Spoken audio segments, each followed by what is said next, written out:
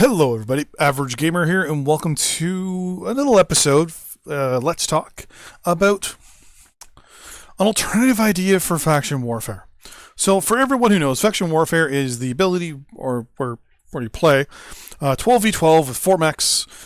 So, basically, it's 48 versus 48, or my math is wrong. 42 versus 42? Either way. So, it's 12 versus 12, but everyone has 4 mechs. And it's basically just skirmish, assault, conquest, etc., etc., etc., and invasion mode. And it's basically, to my eyes, it's fun. It's a fun little mode to play. It has its drawbacks. It has its its problems and all that stuff. And in the end, I feel as though it has one thing missing. No one's mentioned this, and I think someone should. It's not epic. What I mean by that is, I don't feel like there's pressure. I don't feel like there's these massive battles. I feel like it's just 4 matches basically all in one. Because you die, you respawn, you die, you respawn, and you die and respawn. Basically, it's just me dying 4 times or just playing once with 1 mech and that's it. I find that it's very... It feels just like every other mode, basically. Just I play with multiple different robots. And I was thinking, well, is there any game out there that made me feel small? And I don't mean that in a bad way. I mean small as in I'm a small cog in a larger conflict. Though I play a important role, it depends on everyone playing together to win. And there was one game. Now this game, I think was in the...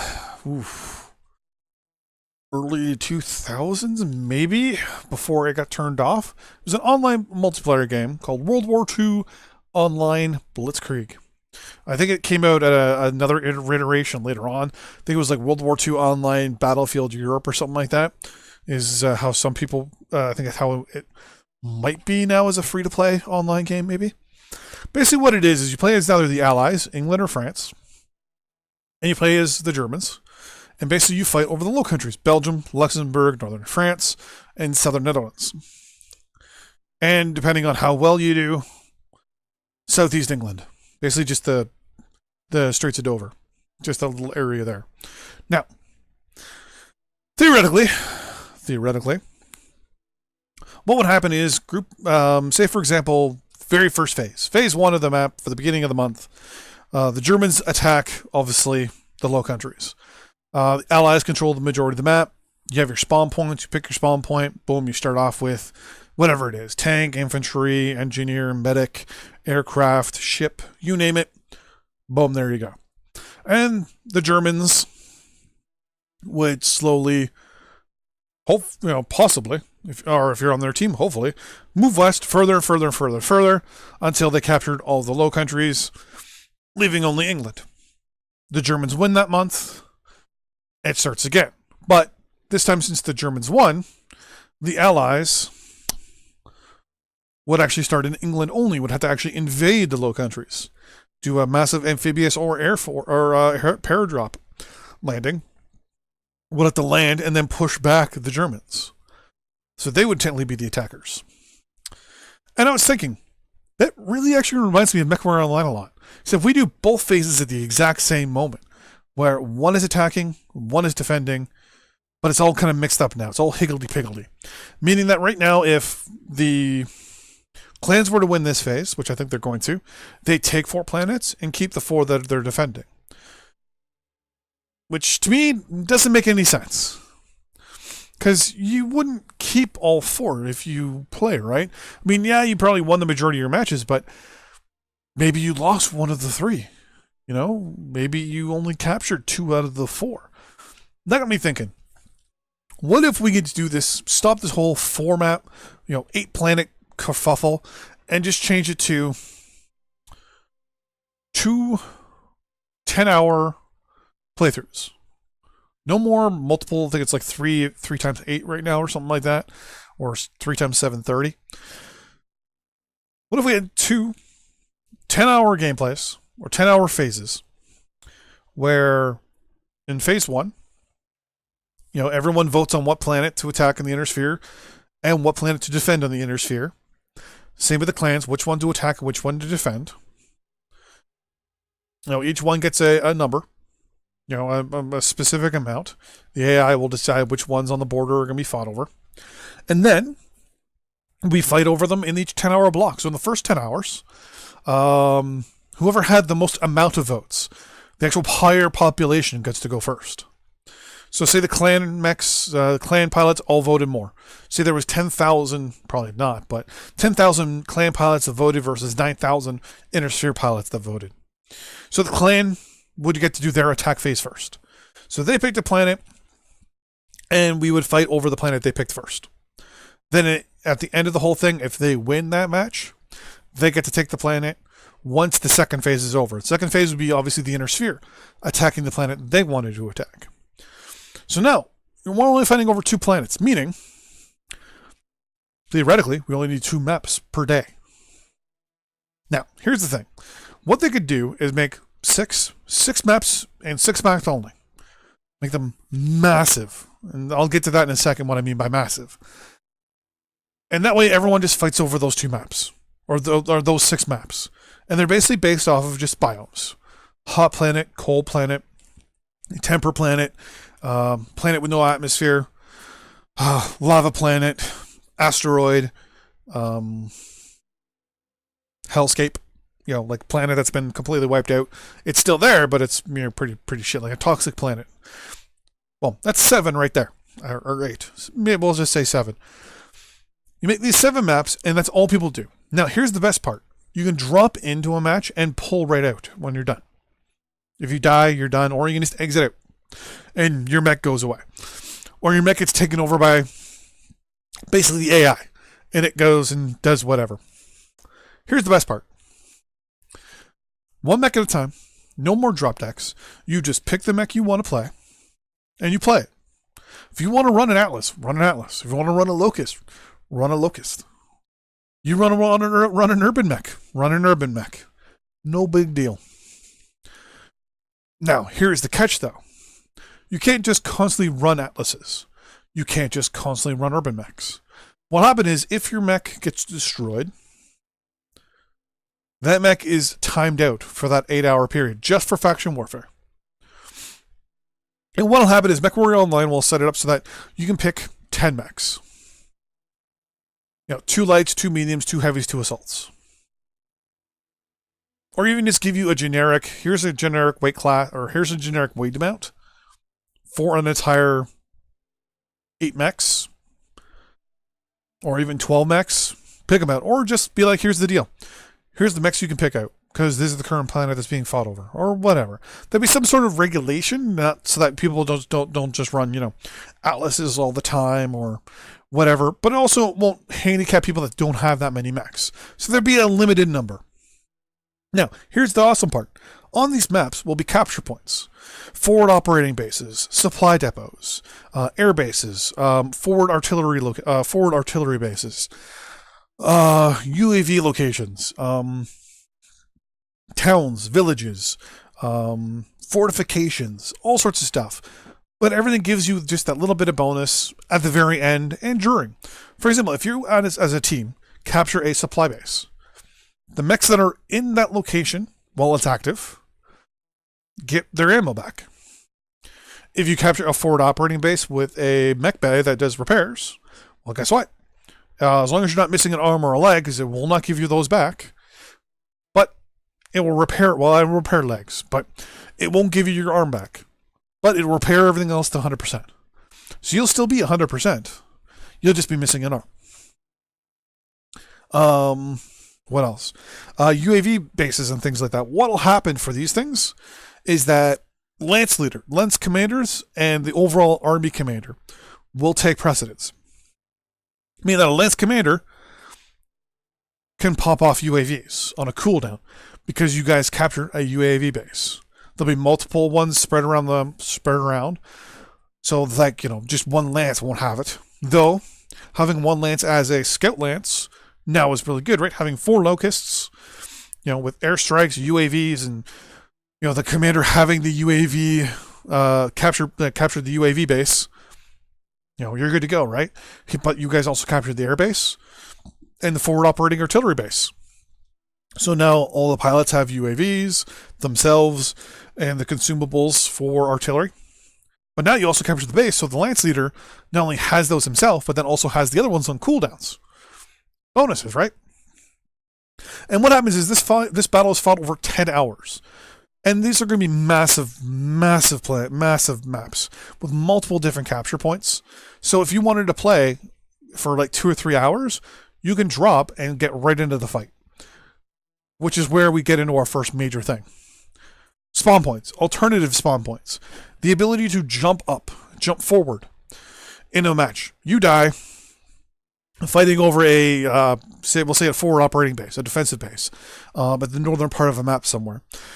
You die, it's like, okay, well, now, in this game right now, you got to go back to the base, wait for the drop ship, it drops you, you go. Instead, what'll happen is, you die, it just completely closes it all out for you. Or it does the usual, after action report. At this point as well, you earn you earn your C bills and all that stuff. And your XP. But it gives you the option to drop again. Or exit. You click drop again, it brings up your mech bay, all the different mechs you have, or whatever mechs you're limited to, whether it's a tonnage limit, certain make and model limit, if it's like an event for a faction or something, but there'll be some sort of limit. But right now we'll say it brings up all the mechs in your mech bay. And right now there'll be a cooldown on the mech that just got destroyed. So we'll kind of go with the whole cooldown idea. So it'll give you a cooldown saying, okay, so right now, you just dropped in your Atlas DDC. It got obliterated. It took this much damage. So it's going to be out for the following time. And there'll be an estimated amount of rearming time. How long it'll take to rearm it, and how long it'll take to, rebuild it. Obviously, the worse it's destroyed, the more it's going to take for it to damage. It's a lot of ammo. It'll have to be rearmed. It's also a good way to kind of keep in check things like missile boats and deca boats as well. Kind of keeps them in check so people aren't just constantly running this same build over and over and over again. Even laser weapons. There'll be times to replace the lenses in the lasers if the mech is destroyed. So there'll be repair and refit time, basically is what it'll be called. And it'll take into consideration what kind of weapons it is. There'll be repair times for everything and all that stuff. So anyways, mech will be on cooldown, your DDC for X amount of time. So you pick, a Hunchback 2C. Or sorry, a Hunchback 2P or 3P. Grab your 3P. Click drop again. Pick your 3P. Click OK or click drop. Boom, you get brought up to the map of the battlefield, the entire map of the battlefield. And it gives you different locations to drop. Catch here is you can only drop 4 mechs at a time. So if there would be a backlog in a large fighting area, which happens in real life. If there's an actual real conflict somewhere, you can only get a certain amount of people to a certain area of the battlefield. So you have to pick a secondary location to drop to and work your way up, or wait. And it will give you an estimated drop time. It'll say estimated drop time 10 minutes, 5 minutes, 3 minutes. But it'll also give you alternative drop locations. You can click them and it'll show you around the map where they are and all that stuff. And it'll give you possible enemy contact percentage. It will actually tell you, hey, if you drop in the southern part here, there's a 2% chance of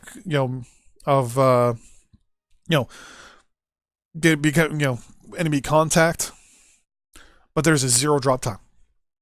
So you drop down there and you can work your way up the front. Now note I said the front. So on the map as well, it's going to show you an active moving front. As you capture these points, there'll be an actual front line moving left to right. Or up and down, depending on how the map is done. Now, in regards to all these things, I'm actually going to show you a game. World War II Online. That I got pretty much all this stuff from that I used to play back in the day. So what you're looking at is World War II Online. So as you can see, all the different French flags and the odd British flag in here are all forward operating bases, towns, villages, camps, like military encampments, things like that. And the same with the Germans on this side. Now you'll notice everything has little black circles around them, the odd one here and there. Those are your spawn locations. So you can actually pick that as a spawn location and go. I think there are also air bases in the game, but you can actually do it twofer, like both of them. So yeah. So anyways, so what would happen is as you move forward and capture these forward operating bases, UAV locations, sensor sensor compounds and little, research outposts and things like that, is you actually would move the front forward more.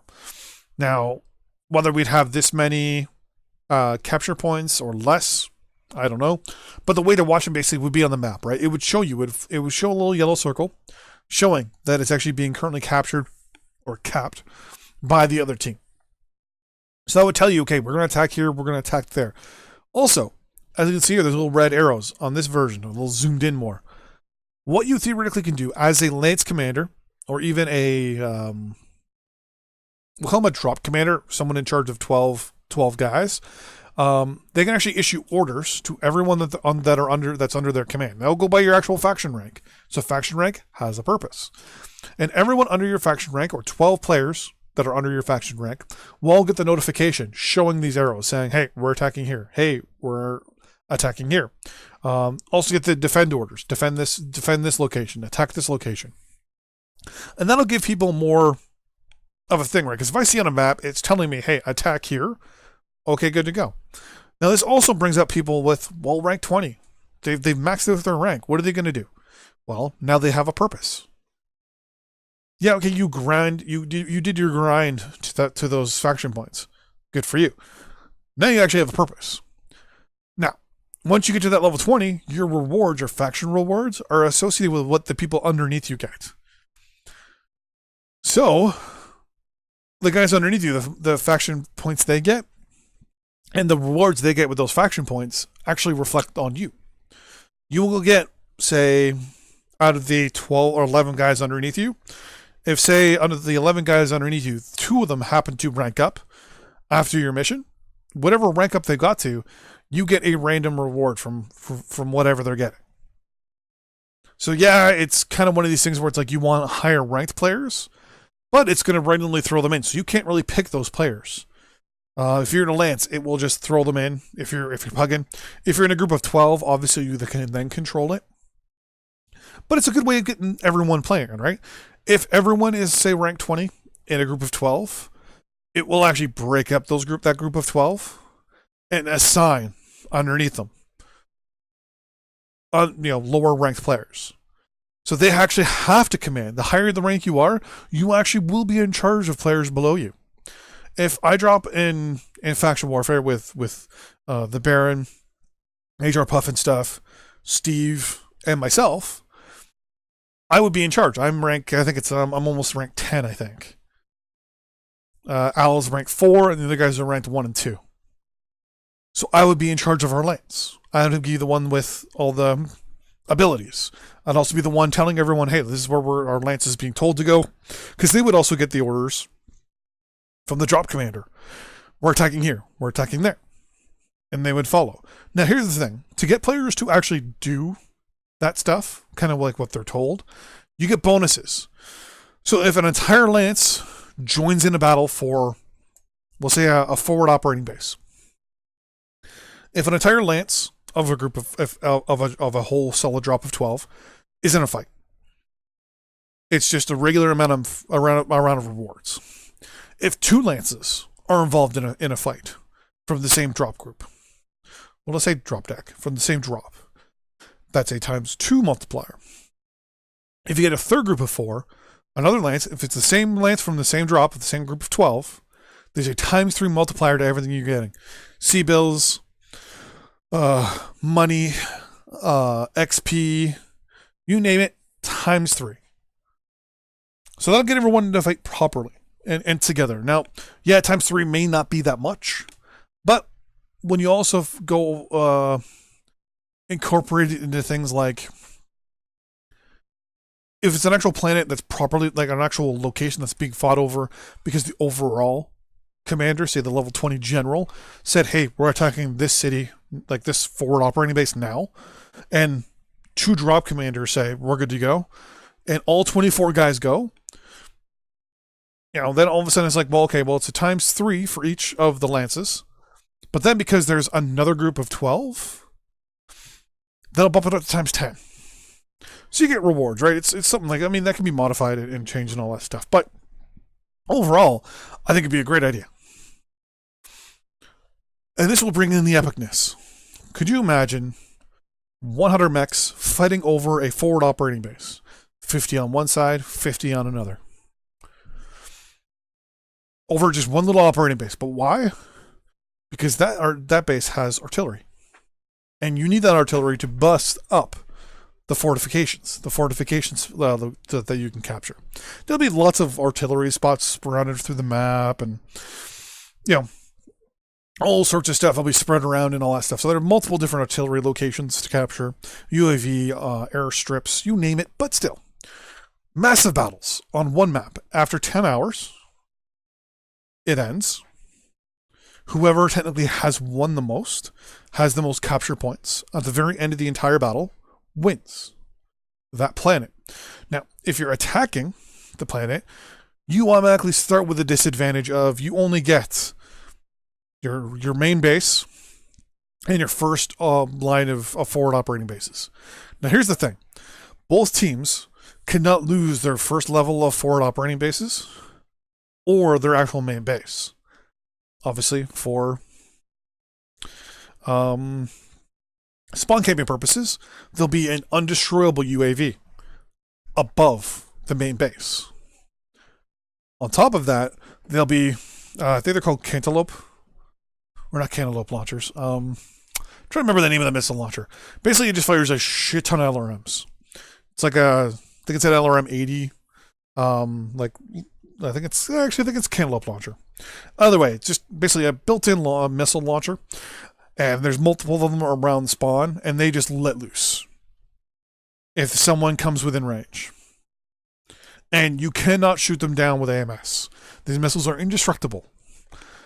That means you cannot get within close. You cannot even yourself get within range. I want to say within 2,000 meters of the enemy base. The enemy primary spawn location. So it protects the attackers. And their first batch of defenses can get attacked and can get destroyed, but they respawn. All the locations respawn all their armaments, like their actual defensive armaments, within 30 minutes. We're fighting for 10 hours, right? You don't want to have a 2-hour cooldown time on turrets on a forward operating base that you've just fought over, right? And if you can't take a base within 30 minutes, it's your own fault. Right? So there you go. Yeah, so that is a general idea. One of the things I want to mention is obviously the front line section and aspect of it, where you actually can see on the map where the front line's going, where the attacks are going, where the pushes are going. It'll show you the mechs as well, right, if they're being detected. The ability as a general or drop commander or lance commander to issue orders and people getting bonuses and actual rewards associated with doing set orders, which gives that a purpose. And overall, giving the game more epicness.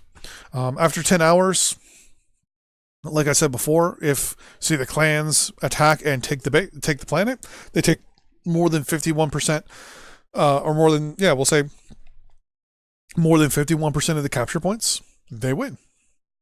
If the inner sphere holds more than 51%, they keep the planet, and we move on to the next phase. 2 hours later, next map. Have 7 different biomes for 7 different types of planets.